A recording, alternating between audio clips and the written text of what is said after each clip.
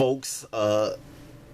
In my opinion, this has been one of my best victories ever. I had a lot of comeback victories, but this was my best and my favorite comeback victory, I think, of all time since I've ever been playing chess. Never had a comeback quite like this. This guy was good.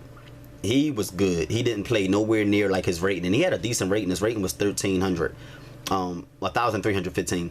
But he was a real good player and got me in a real tight position, man. If this was a player that was a little better, I would have been checkmated. I would have lost this game. But I fought. I made real wise decisions.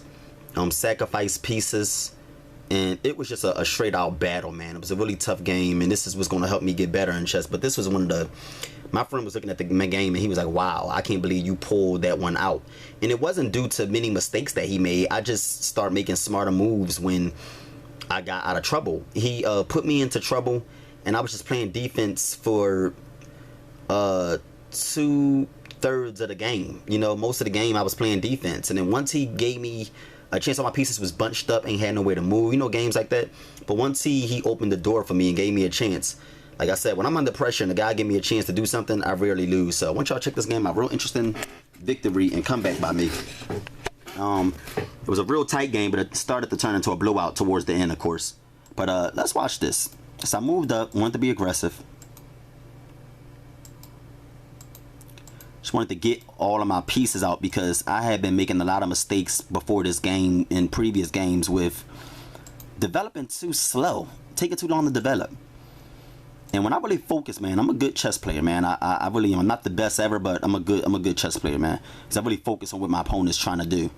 And here I was just really monitoring all of his plans and all of the possible things that he can do. First mistake, I think, for me,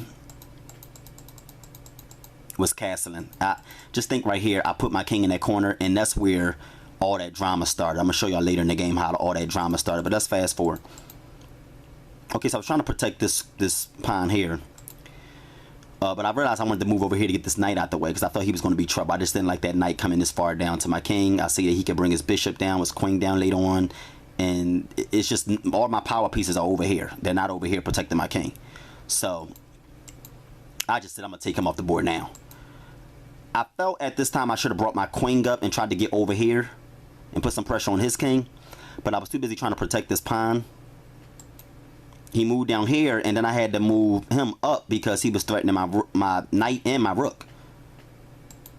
So he castled, and I'm like, okay, let me move up. So then right here, I couldn't take because if, well, I could have took. Did I take?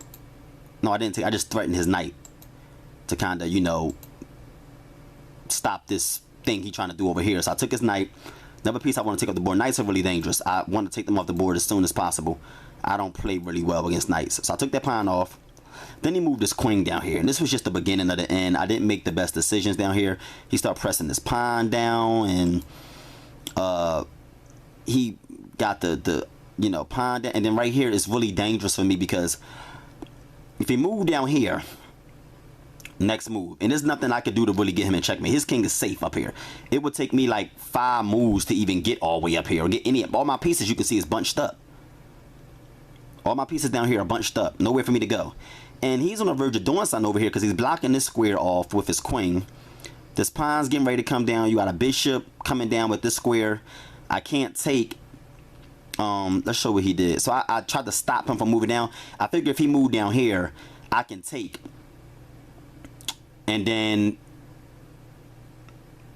he moved down here, I can take. And then somehow get my rook over here or something. He couldn't move his bishop down here because I take with the queen.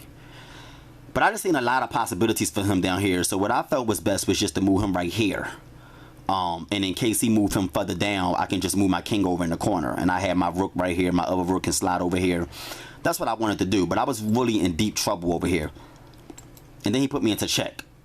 I thought what the better move would have been to do was to take the pawn first so that I can't move my king. You know, him moving his queen right here stops me from moving my king out of harm's way. Put me in a check. I moved here. Then he took him. So that was good for me. So now I'm over here in this corner. And I'm trying to find a way to escape. But at the same time, protect all my pieces. Then he moved his bishop down here. So you can just see I'm in a world of trouble down here. I'm really in a world of trouble down here. I mean, he got so many pieces hounding down on my king. And now he's threatening this piece. So I'm just like really in a world of trouble. I just wanted to get my king out the way so I can have more possibilities and more options. So I moved my queen up here. He moved up here, wanted to be greedy, and that's when I took his bishop. I don't know if he intentionally did that, or I don't know what the situation was, but that's when he let me back in the game, and he kind of fucked himself right there. Moved his pawn down, and I said, okay, I had to do something quick, because I see what he want to do is move that rook right here, forcing me to take him, and then he's on the verge of getting a queen soon, and I can't stop that. So what I wanted to do was move up here, threatening his rook. He put me in a check, I just moved out of the way. Then he moved over there, I took that pawn. I said there's nothing he can do immediately. So I moved my rook over because he was threatening it. So then he moved right here, and I seen that coming. So what I said I'm going to do is move my queen right here, protecting the square. He took that, I took it with my queen. He took with his queen, and I take with my king. And now I'm leading in the game. I have more pieces. So I managed to come all the way back and get myself back in this game, man. I moved up here, threatening his rook. I'm taking one of these pieces, took him. I can move down. He can take my rook if he want. That'd be stupid on him, and he did that. Like, why would you want to trade when you down pieces? So I kind of knew at this point I was going to win this game. There was nothing he can do to stop this. I just eventually got a queen, put him into check, check, check, check, and he quit. I was getting ready to take that rook and then fuck him up. I beat him 32-20. It's about to be 37-20, but he quit. So, yeah, man, real good comeback victory for me. I kept fighting, you know what I mean? I was real down and out, and it looked like I was getting ready to get my butt whooped.